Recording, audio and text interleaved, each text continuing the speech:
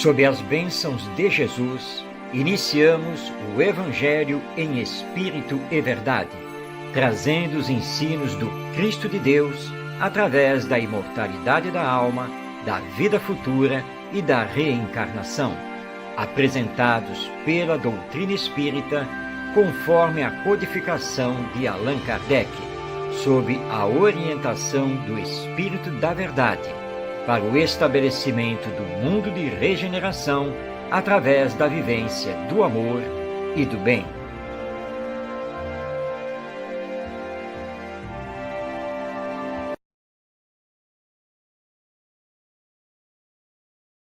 Iniciamos mais uma edição de O Evangelho em Espírito e Verdade, programa que vai ao ar toda quinta-feira às 5 da tarde, pela web rádio Cristo Consolador, onde estudamos as lições do Evangelho através da doutrina espírita.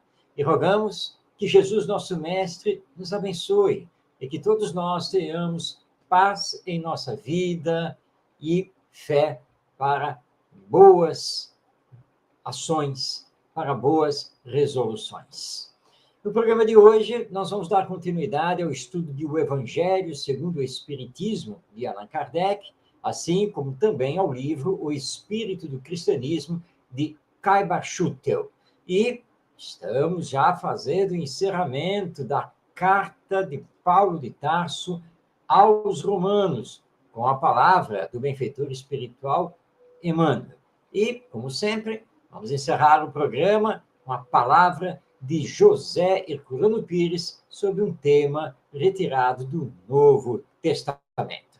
Vamos, então, colocar a nossa apresentação aqui na tela, para que você possa acompanhar o estudo, iniciando com o Evangelho segundo o Espiritismo.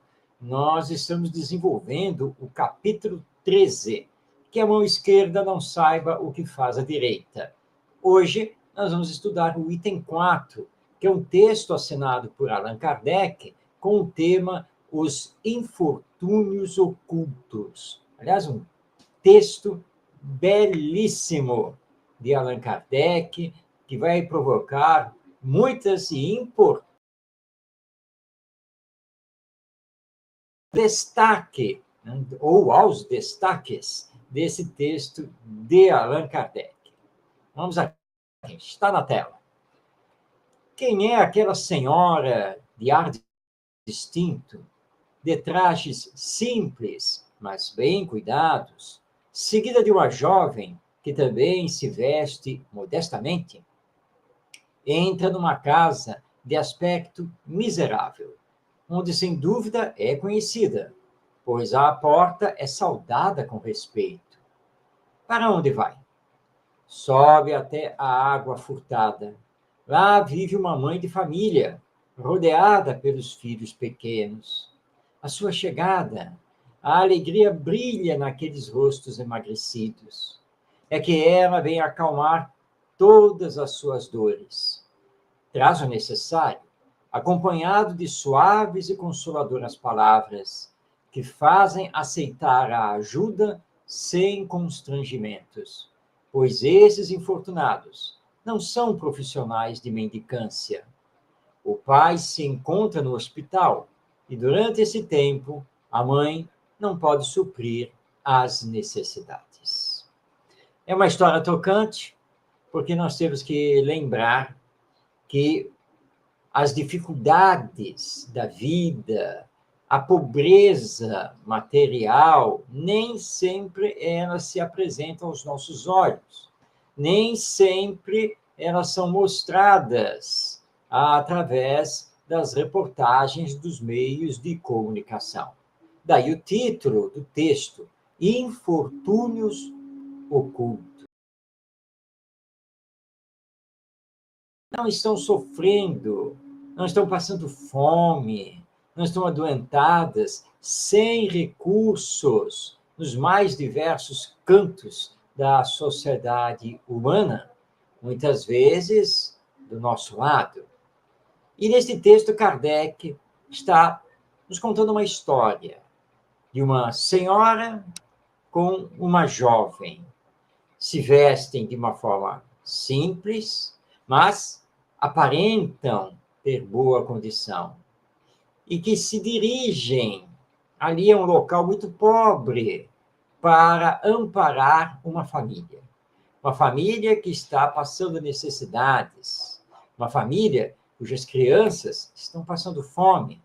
Porque o pai, que era o provedor, era o que tinha um emprego, que trazia o seu salário para a casa todos os meses, ficou doente e agora está acamado, internado no hospital. A mãe, sozinha, com vários filhos, não tem como trabalhar, não tem como exercer um trabalho fora de casa. Portanto, depende da caridade pública, depende da ajuda externa. E esta senhora está ali fazendo o socorro, indo ao encontro da miséria, do sofrimento, e não esperando que alguém bata na sua casa para pedir uma ajuda, para pedir uma esmola. Ela mesma procura os infortunados da vida, os injustiçados da sociedade humana. E dizemos injustiçados, porque todos somos filhos de Deus, e como filhos de Deus, todos somos merecedores das mesmas oportunidades. Daí porque os espíritos consagram que os direitos são iguais, porque isso está estabelecido pela lei divina. E numa verdadeira civilização, ninguém deveria morrer de fome. Então, esta senhora está realizando a verdadeira caridade. Ela não espera que a dor e o sofrimento batam à sua porta. Ela está indo ao encontro da dor e do sofrimento, indo até onde estão os seres humanos que estão passando necessidades e levando, então, não apenas o conforto material, o socorro material, mas levando também palavras consoladoras, palavras de fé, de estímulo, de orientação, para dizer a essas pessoas infortunadas que elas não estão desamparadas, que elas não estão abandonadas. Em nome de Deus, em nome da caridade, fazendo o socorro. Socorro esse que terá continuidade. Ele não é simplesmente pontual. Ele, de fato, estará acontecendo e irá acontecer enquanto aquela família necessitar desse auxílio externo. Nós, então, que promovemos tanto nos centros espíritas a assistência e promoção social, também temos que lembrar que nem todas as pessoas que necessitam batem à porta do centro espírita. Então, que possamos fazer um esforço maior para também acudir àqueles que estão em desespero, muitas vezes, que não sabem mais o que fazer, e levar a essas pessoas tanto o socorro material quanto o socorro moral. Mas Kardec continua no seu texto e vamos então ver mais um destaque. Graças a ela, essas pobres crianças não sofrerão nem frio, nem fome. Irão à escola suficientemente agasalhadas, e no seio da mãe não faltará o leite para os menorzinhos. Se uma entre elas adoece, não lhe repugnará prestar-lhe os cuidados materiais. Dali seguirá para o hospital, levar ao pai algum consolo e tranquilizá-lo quanto à sorte da família. Na esquina, uma carruagem à espera, verdadeiro depósito de tudo o que vai levar aos protegidos, que visita sucessivamente. Não lhes pergunta pela crença nem pelas opiniões, porque, para ela, todos os homens são irmãos e filhos de Deus. Finda a visita, ela diz a si mesma: comecei bem o meu dia. Qual é o seu nome? Onde mora? Ninguém o sabe. Para os infelizes, tem um nome que não revela a ninguém, mas é o anjo da consolação. E, à noite, um concerto de bênçãos se eleva por ela ao Criador. Católicos, judeus, protestantes, todos a bendizem. Que maravilhosa lição que nós acabamos de receber. Então, Kardec está nos lembrando no texto que essa senhora, que podemos chamar de Caridade, ela visita regularmente aquelas famílias e não se mostra, ou seja, ela não diz quem ela é. Sabe-se que ela é uma afortunada da vida, que ela possui recursos, há uma carruagem que a espera. Lembrando que esse texto é do século XIX. Hoje, nós diríamos que há um carro lhe esperando e levando todos os provimentos. Roupas, agasalhos, cobertores, mantimentos, enfim. Mas mais do que isso, muito mais do que isso, há um ponto aqui da lição que nos chama a atenção. Diz Kardec no seu texto que quando ela terminar de atender aquelas famílias, e em especial esta que foi destacada, em que o esposo e pai está internado no hospital, essa senhora vai então se retirar, mas não vai voltar para casa. Ela vai primeiro ao hospital e vai visitar o doente, vai lhe levar notícias da sua família e dizer a ele: tenha calma, confiança. Sua esposa e seus filhos estão recebendo a ajuda necessária. É um anjo de caridade, não é mesmo? E um anjo oculto, porque a verdadeira caridade é simples e humilde. Nada ostenta dessa senhora, porque ela nunca diz o seu nome, nunca, não se revela. Mas que importa?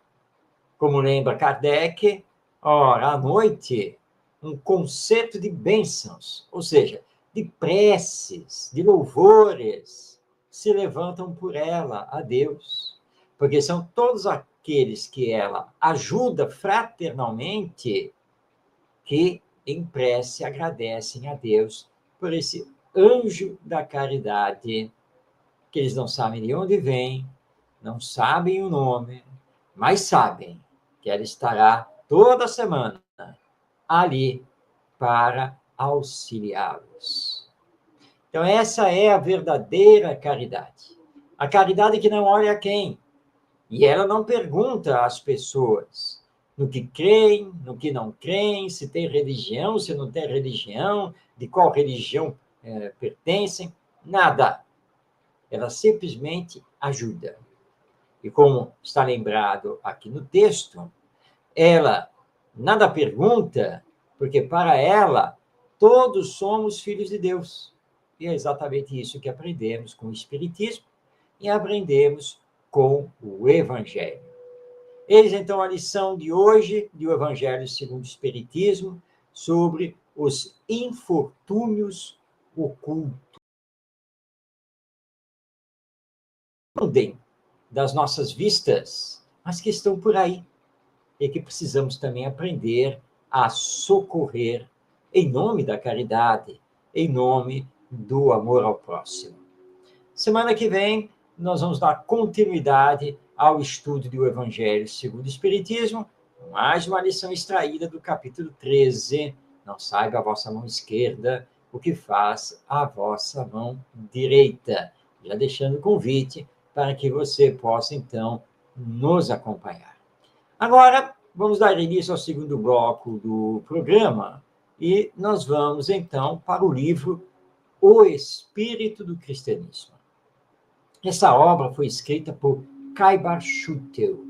Caibar Schutel, valoroso companheiro do movimento espírita, grande divulgador do espiritismo, um homem que lá na cidade de Matão, no interior do estado de São Paulo, fez uma obra de caridade imensa e fundou a Casa Editora O Clarim para publicar livros espíritas e também a imprensa, porque ele também criou o jornal O Clarim e depois criou a Revista Internacional de Espiritismo, que está agora comemorando 100 anos de existência, de circulação ininterrupta, divulgando o espiritismo. Parabéns a Caibar Schutel, mas também a todos os seus continuadores até os dias atuais. E dessa obra, O Espírito do Cristianismo, hoje nós vamos ver o tema Entrada Triunfal em Jerusalém. Ou seja, Caibar Schutel vai nos trazer aquela cena que a maioria conhece, de quando Jesus chega em Jerusalém e é recebido em festa pelo povo, e ele que está usando um jumentinho, né? Ele está em cima de um jumentinho entrando. Então, Caibar Schutel vai nos trazer essa passagem, que ele transcreve do Evangelho segundo Lucas, do capítulo 19, versículos 29 a 38.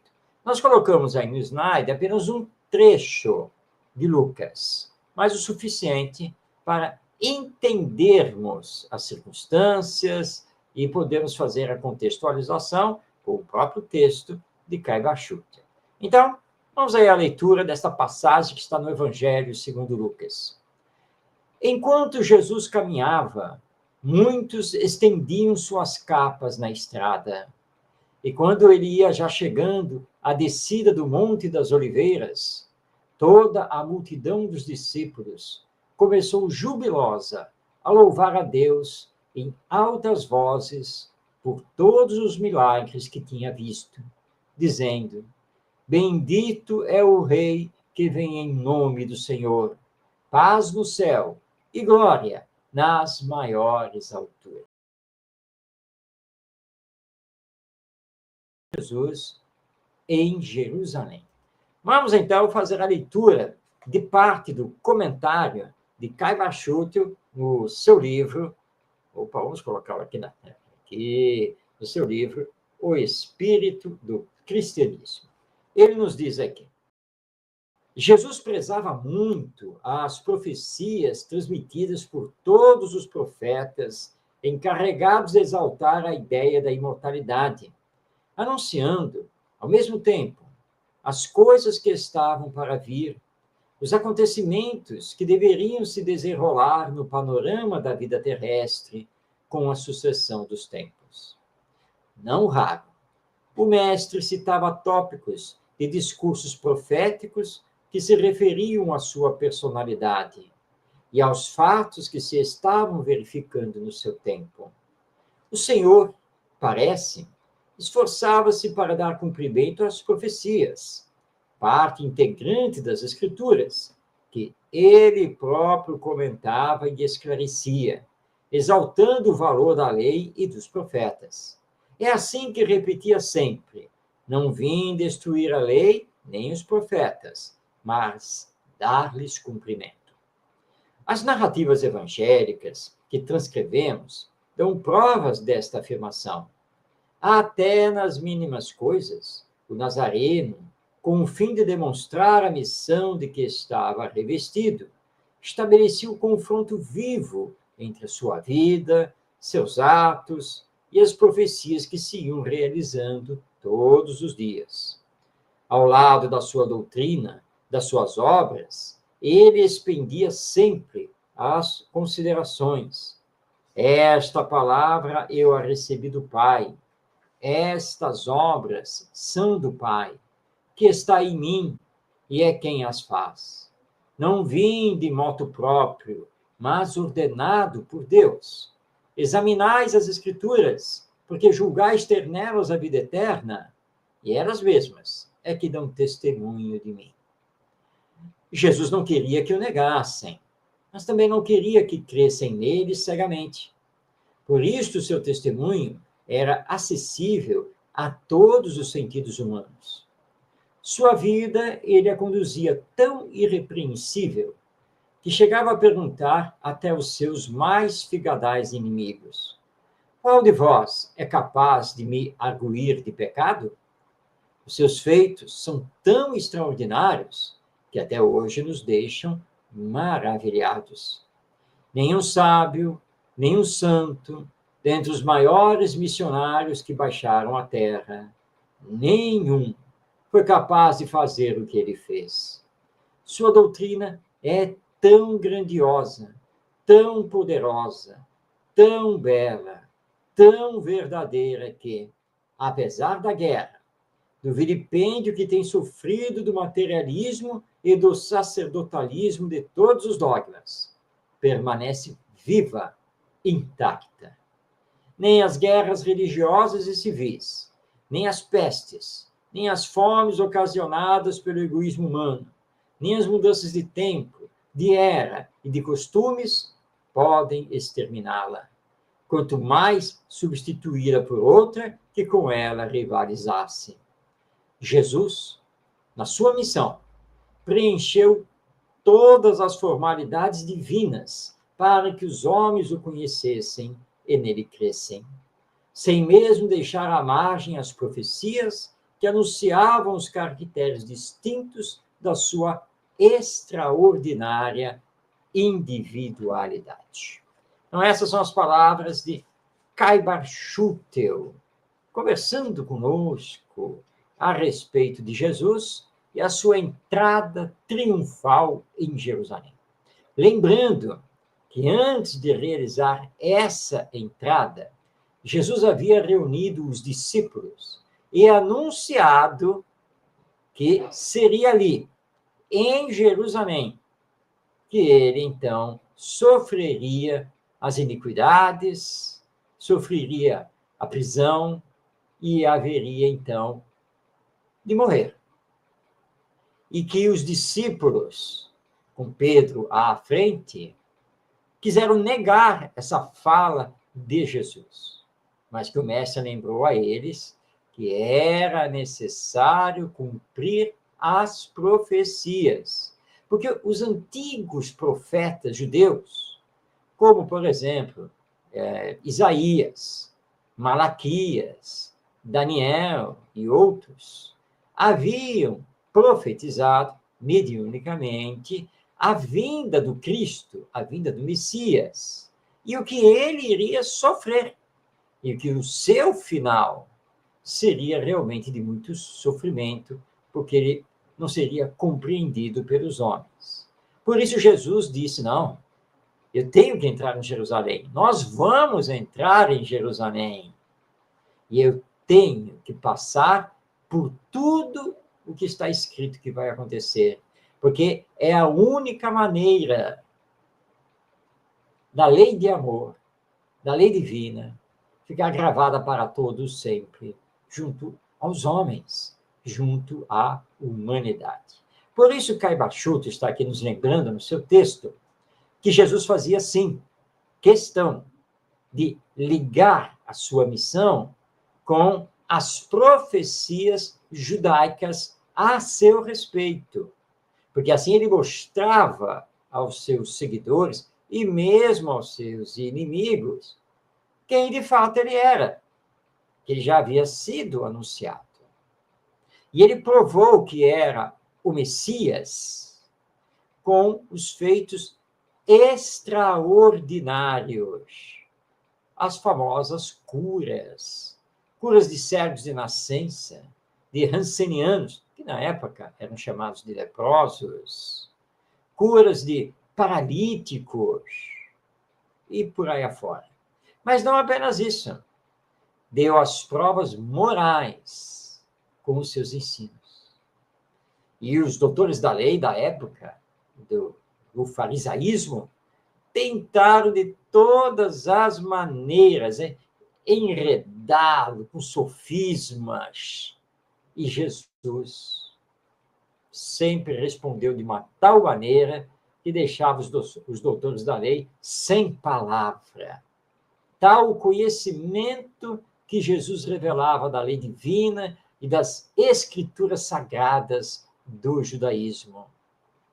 Então, em todos os campos, em todos os terrenos, Jesus mostrou que era um espírito muito superior a nós. E, portanto, sim, o Messias, o enviado de Deus, o Redentor, o Mestre. Era ele, sim, Jesus. Mas que diante do egoísmo muito forte, diante do orgulho exacerbado da grande maioria dos seres humanos, por causa das nossas imperfeições morais, ele anunciou que haveria de cair nas mãos dos seus inimigos e que esses fariam o que quisessem dele e que ele se entregaria, então, a isso para a sua retirada do mundo terreno e o retorno ao mundo espiritual, ao reino dos céus, como ele anunciava. E assim vai acontecer. Embora a entrada triunfal em Jerusalém, depois o povo se amedronta, os seguidores se amedrontam e ninguém ousa defender quando ele é preso. Mas era assim que tinha que acontecer, para que depois todos pudessem, com as lições imortais e morredoras que ele nos deixou, prosseguirem para espalhar o evangelho e fixá-lo nas mentes e nos corações. Então, a entrada triunfal em Jerusalém, ela foi, de um certo ponto de vista, enganosa, porque as pessoas não estavam realmente preparadas para o grande sacrifício. Mas Jesus sabia disso. E ele não se deixava iludir, não se deixava enganar. Ele sabia que aquela festa toda que estavam fazendo por ele e chamando-o de rei,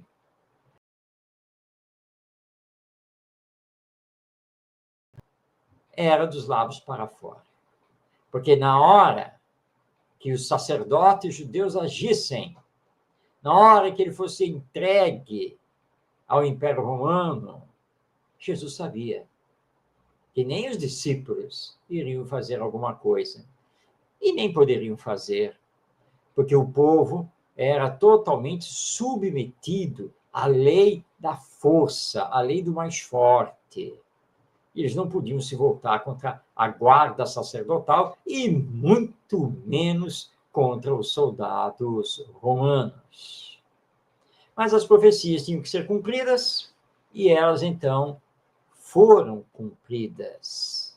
E a presença de Jesus nos marcou de uma tal maneira que o cristianismo, a doutrina que derivou dos seus ensinos, acabou tomando conta do próprio Império Romano e tomou conta de todo o Ocidente e de parte do Oriente, porque o cristianismo está espalhado pela nossa humanidade, fazendo luz nos nossos corações e nas nossas mentes. Mas que Jesus agora possa ter uma entrada triunfal, para que do fundo da alma possamos estar realmente com ele, colocando em prática os seus ensinos, que estão no Evangelho e que são tão bem estudados e elucidados pelo Espiritismo. Abracemos, portanto, o Evangelho e deixemos que Jesus nos sensibilize, que ele more efetivamente no nosso coração.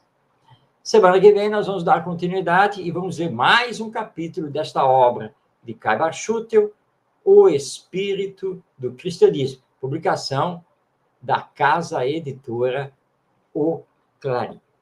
Mas agora nós vamos abrir o terceiro bloco do nosso programa e vamos voltar aqui com a apresentação na tela, porque nós vamos agora ao estudo que estamos empreendendo das cartas de Paulo de Tarso, as famosas epístolas. Quando pegamos o Novo Testamento, nós vamos ver que ele, na sequência, ele é composto do Evangelho segundo Mateus, o Evangelho segundo Marcos, o Evangelho segundo Lucas, o Evangelho segundo João, o Atos dos Apóstolos, e aí, na sequência, as cartas de Paulo de Tarso. Depois vem as cartas de Pedro, de Tiago, de João, vem o Apocalipse de João, mas antes disso, nós temos as cartas de Paulo de Tarso. E a primeira carta é aquela que ele escreveu para a comunidade cristã de Roma, daí Carta aos Romanos. Para fazermos o estudo dessas cartas, nós convidamos especialmente para o nosso programa esses dois personagens que estão aí na tela. Emmanuel, o guia espiritual de Chico Xavier. Porque Emmanuel escreveu muito sobre as cartas de Paulo de Tarso. Escreveu através do nosso querido Chico Xavier em dezenas de livros. E nós, então, estamos acompanhando os versículos que Emmanuel estudou, os versículos que Emmanuel nos trouxe, comentários, feitos esses sempre à luz também do Espiritismo. Para hoje, nós temos o versículo 30 do capítulo 15, que é o que está aí na tela. Contudo, peço-vos, irmãos, por nosso Senhor Jesus Cristo e pelo amor do Espírito, que luteis comigo nas orações que fazeis a Deus por mim. Então, Paulo está solicitando aos irmãos e irmãs da comunidade cristã de Roma que, em nome de Jesus, em nome do Espírito, porque Paulo sabia que nós éramos espíritos imortais, que eles orassem e lutassem por ele, Paulo de Tarso, e pelo Evangelho. Que luteis comigo. E a luta de Paulo era a luta do Evangelho, de divulgar o Evangelho. Então, que eles fizessem essa luta lá em Roma, mas também fizessem as orações pedindo por ele, Paulo, para que ele não desfalecesse e pudesse tudo enfrentar. Muito bem.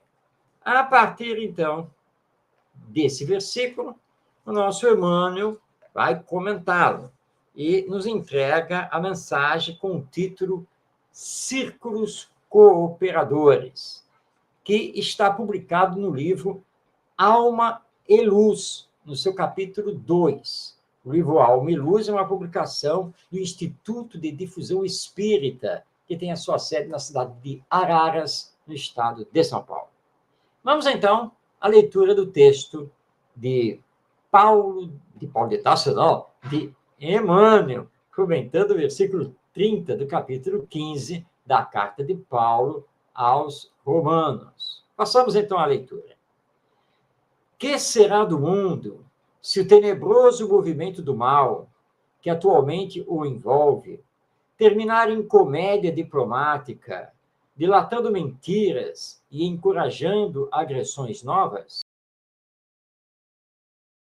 Os trabalhadores, se a luta paralisar em mistificação que reforce a tirania e restaure o cativeiro? Escrevendo aos Romanos, relativamente aos seus esforços no serviço áspero, Paulo de Tarso oferece uma fórmula sagrada aos tempos atuais.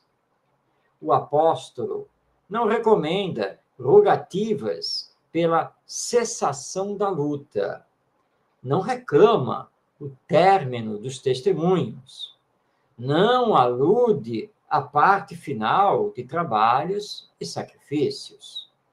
Pede, simplesmente, aos irmãos que combatam em orações na sua companhia. O grande trabalhador conhecia a força do pensamento e não ignorava que toda luta se processa através de linhas e círculos. Jesus fazia excursões nas localidades palestinenses, mas voltava ao círculo de Cafarnaum em casa de Pedro. Os apóstolos dilatavam cruzeiro de pregação, mas não dispensavam o círculo das igrejas. O homem vai às frentes do trabalho, diariamente. Todavia, não prescinde do círculo do lar. Não há linhas de serviço sem os círculos de preparação eficiente. Neste momento difícil dos povos, quando se recorre à organização de vanguardas valorosas, é justo não esquecer as fortalezas morais da retaguarda. Os discípulos do Evangelho, em todo o mundo, passam por experimentação necessária. Cultivar a fé não significa adorar somente. Não é incensar-lhe o nome apenas. É tomar a cruz deste testemunho, sem desdenhar sacrifícios. Não esqueçamos que Paulo se refere a combater. Em horas tão graves quanto estas, quando o direito e o bem, a paz e a verdade reclamam linhas de defesa, organizemos também os círculos espirituais de cooperação. Ninguém deve esquecer que o esforço cristão há de ser total para a vitória total do Evangelho. Bem, essas são as palavras do benfeitor espiritual Emmanuel, através do médium Chico Xavier, e que se encontram no capítulo 2 do livro Alma e Luz. Emmanuel está aqui nos fazendo refletir sobre as palavras de Paulo de Tarso aos romanos, que ele pede que eles lá em Roma não esmorecessem a luta pelo Evangelho, mas que utilizassem a força das orações para se fortalecerem na fé diante dos desafios de então, das perseguições que eram feitas pelo Império Romano, que era um império pagão, um império idólatra, e que se voltou contra a mensagem de Jesus, se voltou contra os cristãos. E Emmanuel nos lembra que os desafios da atualidade não são menores, ainda não são menores, porque nós temos muita injustiça, muita corrupção, muita violência, guerras, muito fanatismo, muito despotismo, totalitarismo, enfim, são muitos os desafios. Mas os cristãos da atualidade, e aqui nós espíritas também adentramos, os cristãos da atualidade não podem esmorecer. Devem fazer, sim, as suas orações para se fortalecerem, para se ligarem a Deus e permitir a ação benéfica dos bons espíritos, mas devem também agir no seio da sociedade para a implantação do Evangelho, para que possamos todos nos moralizarmos e espiritualizarmos. Por isso, no final do seu texto, e vale a pena nós fazermos aqui a releitura, Emmanuel vai nos dizer aqui que o esforço cristão há de ser total para a vitória total do Evangelho. Não basta dizer que crê em Jesus. Não basta afirmar que tem fé, porque é preciso fazer. É preciso vivenciar o Evangelho. É preciso agir com sentimento e com firmeza, firmeza de caráter, para dar o bom exemplo. E aí sim, nessa ação total, conseguirmos finalmente implantar o Evangelho totalmente na humanidade. Lembrando que 2000 anos já se passaram, mas nós não tivemos ainda essa total firmeza. Nós ainda não realizamos esse trabalho total. Isso, o egoísmo, o orgulho, a hipocrisia, a vaidade e a violência continuam a dominar. Por isso que o bem ainda não suplantou o mal. Mas nós temos tudo em mãos para podermos realizar esse trabalho. Então, não esqueçamos estas palavras de Paulo de Tarso. Contudo, Cristo e pelo amor do Espírito, que luteis comigo nas orações que fazeis a Deus por mim. Lembremos, portanto, de todos os apóstolos da caridade que estão espalhados por este mundo e oremos por todos eles. E na medida das nossas possibilidades, acionando o nosso querer, a nossa vontade, e trabalhemos pelo Evangelho nos corações e nas mentes. E aí sim, o Evangelho triunfará, o bem triunfará, a caridade se fará plena e, finalmente, nós conseguiremos nos amar, como Jesus nos solicitou, porque isso é da lei divina, que amemos ao próximo como a nós mesmos. Que fomos convidados a fazer por Paulo de Tarso e também por Emmanuel. E este foi o penúltimo versículo estudado por Emmanuel da carta aos Romanos, o que significa que semana que vem, próximo programa, nós vamos encerrar o estudo da carta aos Romanos. Mas calma, porque encerrando a carta aos Romanos, nós vamos entrar na primeira carta que Paulo de Tarso escreveu aos Coríntios. Foram 2 cartas. Nós vamos iniciar o estudo da primeira. Mas isso é conversa para a semana que vem. Vamos agora, antes do 4º e último bloco, vamos para a nossa dica literária espírita.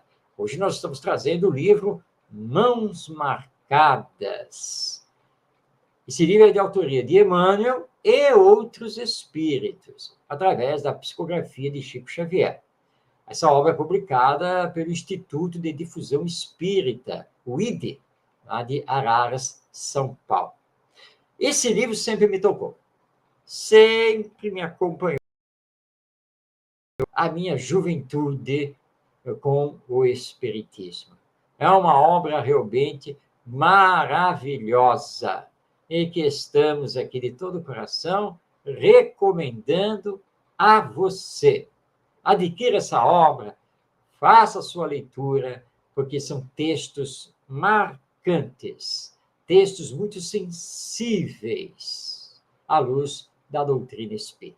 Então, essa é a nossa dica literária espírita de hoje, o livro Mãos Marcadas, autoria de Emmanuel e outros espíritos, através da mediunidade de Chico Xavier. Bem, estamos chegando ao 4º e último bloco do nosso programa, aquele em que entregamos a palavra a José Herculano Pires, em áudio, lá da década de 1970, no limiar do amanhã, fazendo o comentário sobre uma passagem do Novo Testamento. Passagem que era, entre aspas, não, ao acaso, Porque, na verdade, o Herculano Pires não estudava. Ele não sabia que passagem iria acontecer, porque eles pegavam o Novo Testamento e o locutor ou locutora do programa, ele abria e lia onde seus olhos batessem. E aí, Herculano Pires fazia o comentário à luz da doutrina espírita. Nós vamos ouvir o áudio original do programa No Limiar do Amanhã. E esse áudio original você também pode ler, porque os áudios foram transcritos e compõem o livro que está aí na tela, O Evangelho de Jesus em Espírito e Verdade, que é uma edição da editora Paideia, editora, aliás, que foi fundada por José Herculano Pires. Bem, agora que nós já demos essa síntese histórica para que você possa, então, se situar, nós vamos, então, agora aqui ouvir a palavra de José Herculano Pires sobre uma passagem do Novo Testamento. Vamos ao áudio.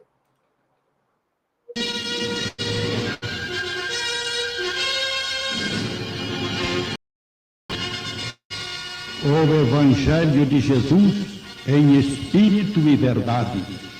Não espere um sermão, amigo ouvinte. Tentaremos apenas dar uma explicação.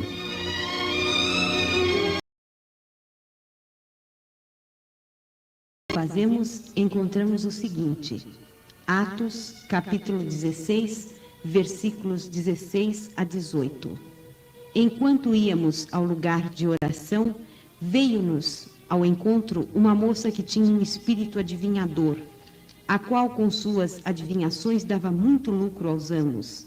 Ela, seguindo a Paulo e a nós, clamava: Estes homens que vos anunciam o caminho da salvação são servos do Deus Altíssimo. E fazia isto por muitos dias. Mas Paulo, enfadado, virou-se para ela e disse ao espírito: Eu te ordeno, em nome de Jesus Cristo, que saias dela. E na mesma hora saiu. Falamos neste programa de exorcismo, de desobsessão, e lembramos a existência de muitos fatos, muitos episódios evangélicos que nos dão exemplos desse processo. E aqui está, neste trecho de Paulo, que, abrindo o Evangelho ao acaso, como sempre fazemos, Juremiara encontrou no capítulo 16 do livro de Atos dos Apóstolos. E vemos que estamos diante de um fato tipicamente espírita, passado com o apóstolo Paulo. Ele ia para o lugar de oração, como diz ali, acompanhado de outras pessoas, principalmente dos seus companheiros de apostolado. E acontece que surge aquela moça gritando que ele era mensageiro, que ele era enviado do Deus Altíssimo, mas Paulo compreendeu, Paulo percebeu logo, pela sua percepção espiritual, que se tratava de um espírito obsessor, daquilo que chamamos hoje no espiritismo de espírito obsessor, que envolvia aquela moça, a subjugava, por assim dizer, e fazia com que ela produzisse aquelas espécies de milagres, de previsões que davam lucros aos seus senhores, aos seus amos. Os senhores, portanto, os amos desta moça, comerciavam com os seus dons espirituais. E foi isto que aborreceu o apóstolo Paulo. E o apóstolo, então, resolveu fazer com que aquele espírito se retirasse da moça, a deixasse em paz, para que ela pudesse ter, naturalmente, a sua vida, as suas experiências na vida, sem aquela perturbação contínua e sem a exploração dos homens que negociavam com os seus dons. Então, Paulo, sem nenhuma encenação no sentido de desenvolver um processo, todo um processo de expulsão do demônio, Paulo, com simplicidade e com autoridade moral, aquela autoridade moral de que fala Kardec, Paulo mandou o espírito que se calasse e que se afastasse da moça. E imediatamente o espírito se calou e se afastou. Ora, casos como este, relatado aqui neste trecho, nós encontramos no Evangelho e encontramos em todas as escrituras religiosas do mundo. Este problema de influenciação espiritual sobre as criaturas e de possibilidade de afastar-se a influenciação através de uma pessoa que tenha não apenas aquilo que se chama geralmente de poder mediúnico, mas também e principalmente autoridade espiritual ou autoridade moral de que fala Kardec, é bastante comum e todo mundo sabe que realmente sempre existiram estas coisas. Assim encontramos no próprio Evangelho, em qualquer dos seus livros, desde os livros referentes aos evangelhos sinóticos e ao Evangelho teológico de João, quanto às epístolas, o livro de Atos, o Apocalipse, por toda parte nós encontramos sempre fatos mediúnicos desta natureza, semelhantes a estes, que nos levam à compreensão de que, na verdade, os fatos espíritas estão na própria essência do cristianismo.